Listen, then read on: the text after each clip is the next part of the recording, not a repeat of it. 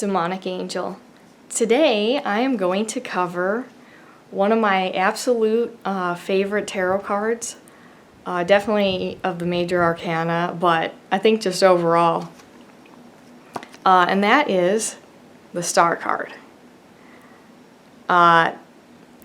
This to me has kind of become more special, I think, over the years. I really just kind of associated the sun with the individual and ego in all of its splendor, but I think that the star has really kind of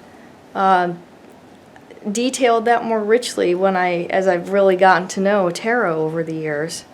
And we can just start with a place in the background. So this is, the night sky, really. Even though it looks kind of like a clear day almost in the Rider-Waite, it's night, it's stars, it's a starry night sky. We have 7 white smaller stars, and they are representations for the chakras, so the systems of energy in many Eastern religions like Hinduism, that basically along your spine there's different areas of energy that have different associations, like your throat chakra, like it's associated with the way you speak, the way you write, even your thoughts in some ways, like the way you articulate things, it's speaking. And, it's your throat, that's the physical representation. And then, you have the solar plexus chakra, so it's like your stomach, you get your gut feeling, our second brain, more important brain really, because it makes most neurotransmitters. They actually are produced in your stomach. So it's a very important part of your brain, and when there's a problem in one of these areas, or like parts of energy, then there's some kind of blockage, drainage, health issues, but it will be, the school of thought is like it will be associated with that chakra, like, let's just say you feel like you aren't heard, when you speak, that you don't think that anybody cares about your ideas, so you turn inward, depressed, and then, that can't flow anymore. And that is really manifested in, isolation, and then anxiety. So you kind of see how, it's the idea that those energy systems really need to be balanced. They help us, they really are our tools to being grounded, because different areas of our bodies have different functions, but they're all interconnected. So it's best to you try and find out where the problem is, and then energy flows through a person and out of them, very quickly, path of least resistance. When there's a problem and you do end up stuck or depressed, then in your energy, then it takes a lot longer to move on, process things anyway. When you're grounded, you could take life as it comes, and really have a healthy, maybe not, happy is not really the word I would use, content. You're going to be able to recover from even catastrophic things, because you just remain tied to your hopes and your dreams, and that really that goes with all those ideas that this is the night sky. And then the big gold star, that's our ego, that's our identity. It's all these different energy parts, systems that make up what you think of as you, all the cool interrelated things you want to think about, right? To boggle the mind. What makes us individuals? Is it like our past experience? Is it like our genetics, you know, why do you just like something and some things you don't. You get to know yourself as you age, and really, you know, hopefully you really discover who you really are, your ideas that you associate with yourself when you're alone. You know who you really are, because this is the most important place and time to be. I mean, you are in part, you know, we are stardust, and we all need, there's a lot of schools of thought like that, where Thelema was one of them. You know, you have a set path. Every person has a set path. And it's not like a path as in like right and wrong. It's a path as in each man, each woman, you know, is a star, is an individual. There's that need, you know, like Jung ideas, that need to be a complete individual. The process of individuation has to be experienced, you know, through our senses, and that really brings about all these cool ideas. What, you know, when you think of the ego and what makes that, and we all really do need that. And when it's thriving, when it's really a good thing, when you have to have faith. Faith is kind of in this sense tied to, you know, this is a woman out naked alone at night, whatever, under the stars. Stars kind of bring to mind contemplation. So, you know, if you have time to be alone, sky-clad at night, you're probably doing some thinking, some searching. So that's kind of associated with the moon here. The repressed, the subconscious mind really is explored, and it's part of shadow work for sure. To, you know, finally decide to be responsible, try your best, ask yourself really tough questions, learn to be vulnerable. It's really hard to be a healthy star like this, in the sense of being complete. We'll talk about some more of the background a little bit. So we got the mountains. This is another stop in the journey. This person, they've lived through some shit at this point. Death, the tower,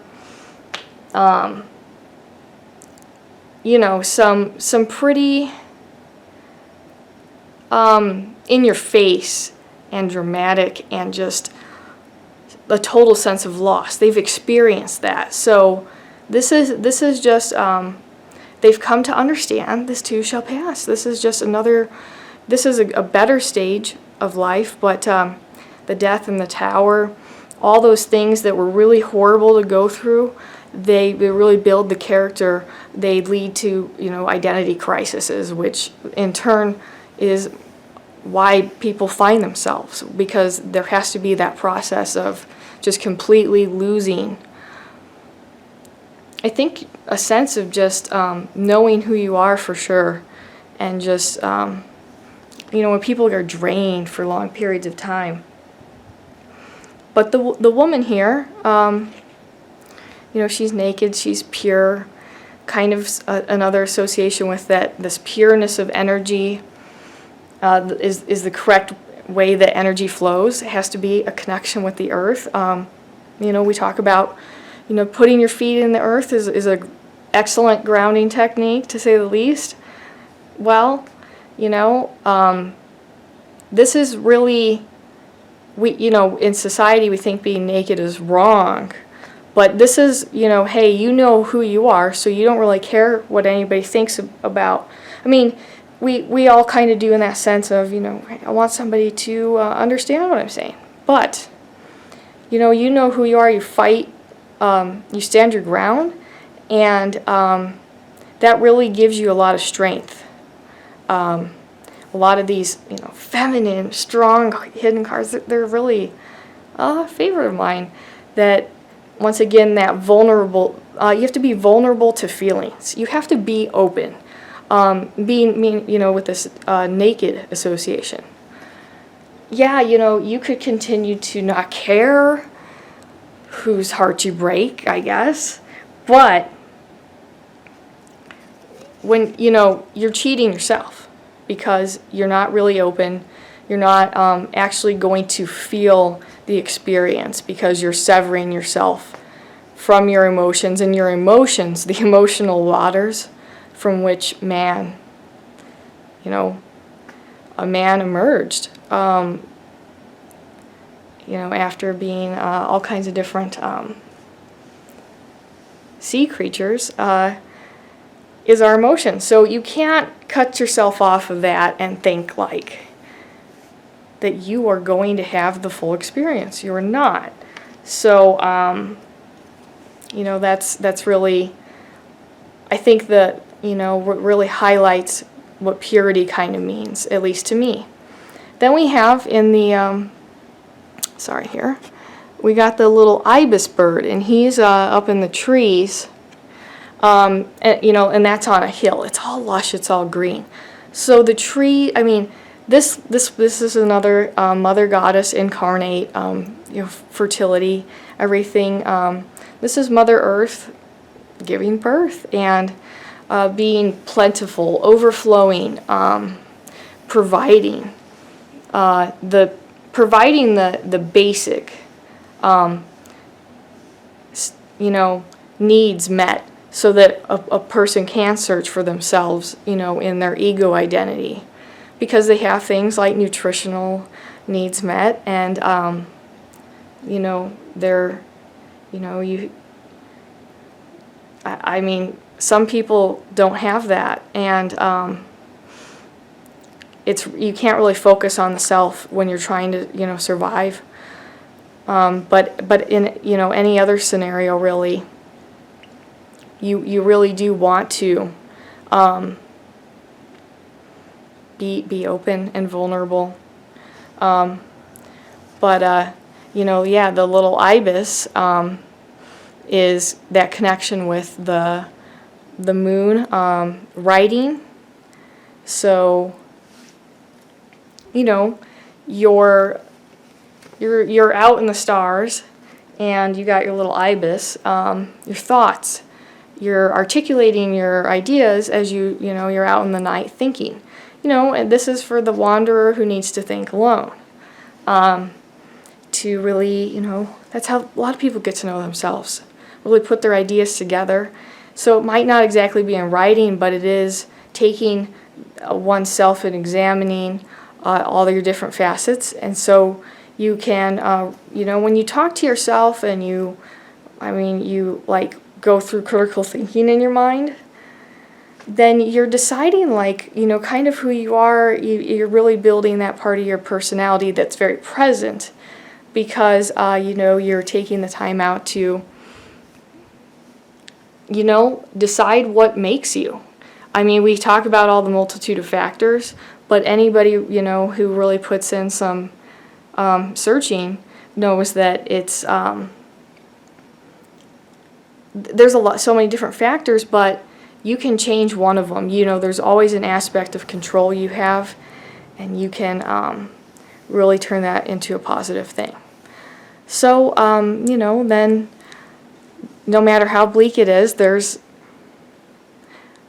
fertility of the next steps in the struggle of life. You'll, no matter what you're doing, you're going to find that the next step is there. And even when it feels like nothing, like you're never going to be able to get out of a funk, or even if you're struggling with your basic needs, if you hold on to a little bit of faith and hope in the future, in yourself, it will really get you through, because this is just another part of the journey. So you are a star.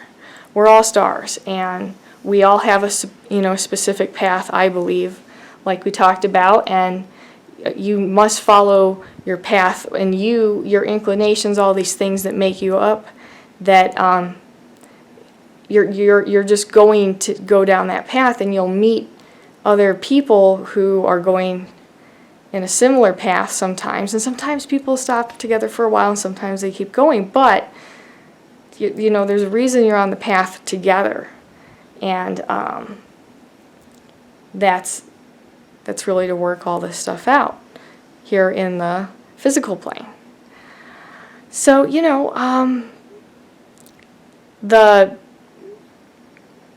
little, they're basically little flowers. It's just another kind of example of the power of the fertility aspect. You know, really everything this woman just touches is just lush green, and she, you know, she is fertility incarnate. She's a young woman. So we'll talk about the land.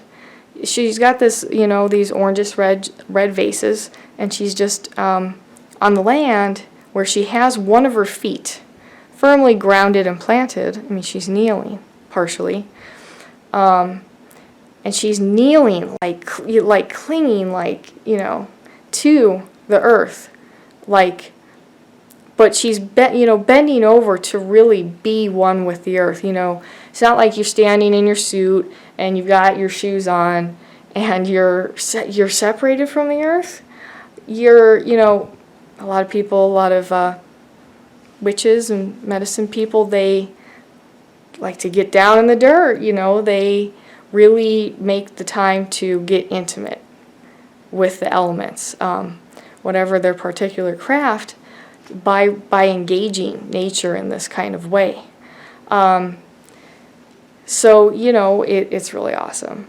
But there are 5 little streams that are kind of coming and, you know, and they're branching off, and that is, you know, your emotions as an individual that you experience through the 5 senses. So in other words, you know, the branches of the stream, they are the 5 physical senses. So you're here, you're this individual now, and you are bound by your 5 senses. So that is largely how we experience reality. And it's a very, very necessary thing that needs to happen so that we can learn. We truly only learn through experience. Experience can obviously also be, you know, a lot of cases mentally, emotionally, but it still has to be in the sensual way. You know, you have to be emotionally connected to that thought process that really turns a thought into an experience, even if it is just in your mind, because that's just really how we are. And when we contemplate, you know, we contemplate the night, we contemplate the repressed emotions, the unconsciousness. We really look at ourselves deeply. We can figure out where, in this way it's a little bit easier to understand through our 5 physical senses. Is there something that you have an unhealthy relationship with?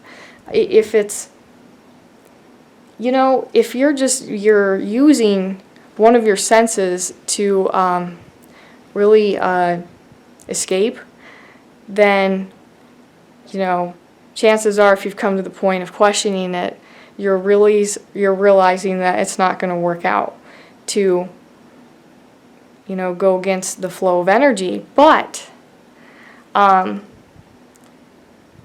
you know, that is how you know, need to be, but also it's what makes you. You're you can't escape the 5 senses, really.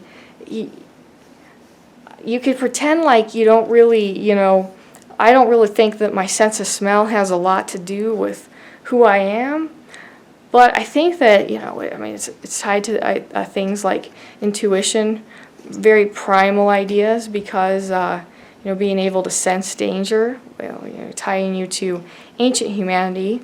And as our brain evolves, we don't lose parts, we gain new areas of our brain, so we will never lose what we once were. We'll only gain. But, you know, it's very easy to repress aspects of your mind as far as what, you know, ancient people used to do. And but it still exists. It still needs to be expressed and felt. So you really do have to examine these really deep layers of yourself in order to not just be tied to you know, not really having a meaning in life,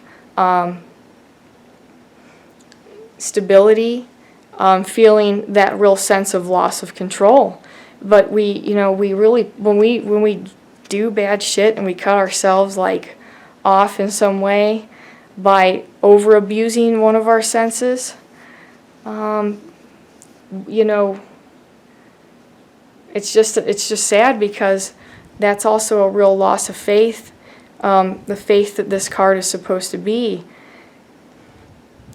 You don't have any faith, and you just kind of, it's just a lot easier to slip into addiction and things like that. It's just a warning. But in the pool, the pool of water, obviously, that's the collective unconscious. This is, that aspect of you that is all emotions,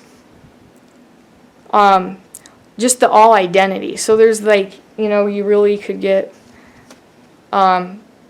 deep with this card. I mean, I probably did, but there's a part of us that really doesn't understand the difference between ourselves and other people, other beings. We really are all one in the sense of we're all from, the source. And the source has to be experienced in the subjective way. And eventually that subjective way has to be by living. That is why it's very important to treasure you. You don't have to be a rock star, I mean, kind of briefly. I talked about warnings and aspects, but, you just think you're better than everybody else. You've gained something, and it's just like me. It's charisma just for the purposes of, like, scamming, conniving kinds of ideas. Because it's kind of like a person does get a little bit of success, and then they're like, hey, drugs and gambling, it's right here, and I can handle it. I can totally handle it, because I'm better. They lose that sense. You lose that sense. We all will. It's tarot. So that we will all lose that sense of, having control, and we'll give in to, trying to escape. It's forgetting where you came from. It's forgetting about, the all that you're connected to, and just really being way too focused on thinking that your identity, that you are more important than other people. You've lost that sense of compassion by you cut yourself off from your emotions, or sometimes you just people get lost in being grandiose, and then all these different results about energy issues occur, because that's against harmony. So, that this woman is dumping water onto the earth and back into the water. So, she's here to be subjective experience and have this through the five senses by physically experiencing giving birth, being a, biological mother. There's that fertility. You really want to have that association there. There you go. Then she, recreates herself through her genetics in this way, continues a cycle of life. knows that this is the way that, this is the way we as animals, people, humans are. We procreate to evolve. At least that is, the spiritual idea. So it's giving in a sense that you know who you are, because, we're all a star. So this is very, you're very charismatic, but it's, you can connect with people and take time out for charities and things like that. Really connecting with common people, not acting better than people, really facing yourself, taking time to be alone, taking time to ponder, which, a lot of people get lost in themselves so much and they can't be alone for a while. Well, you really do need to find some way to cut that into your life, to think about your, this real big association here is this is your hopes and dreams, right? It's the stars at night. You're dreaming, your dreams creating, who you are, but your dreams are in the sense of, when you were a kid, when you were younger, and you still really believed and you had faith in the future, faith in yourself before self-esteem issues, addictions, and trauma, and just that exposure to experience creates. Who did you want to be? Did you want to be a model, a priest, a teacher? And I think that, you could kind of connect back with that and think about, it was just so much fun to dream of the future when you were a kid. So, because a lot of that just has to do with a faith in the future and a healthy self-esteem, which most of us have if we have fairly normal childhoods and we just, lean towards the imaginative world where there's not a lot of judgment. So this really is this call to connect with your dreams, your path. All these other side notes about getting lost and veering off your path just has to do with that. Look at it like, hey, it's part of really learning who you are, because you can think you'll be a certain way, but until you personally experience something, you really will never know exactly how things will be for you. And as horrible as things are, gosh, our experiences really do, I think, help us, lead us to that gnosis that this is all to be appreciated. And I think that even though we have, this understanding that consciousness, at least in my mind, consciousness arises, from hunger. The collective unconscious, the source. It's a part of who we are, that primal connection that you really do need to just kind of feel like you're back to your roots again in a kind of innocent, free sense, and you'll be free once you follow your path. So really, don't be afraid to just continue to try to have this faith that we're talking about. Follow your path. Your path means everything different to everybody, because it's about who you really are while you search for yourself. The star is really about the journey. So when we get this really going, and you're charismatic, and so people are listening to you, and you're aware of that you can influence people's ideas, then hey, this is for a truly great reason. I'm not here to manipulate somebody. I'm here to share knowledge.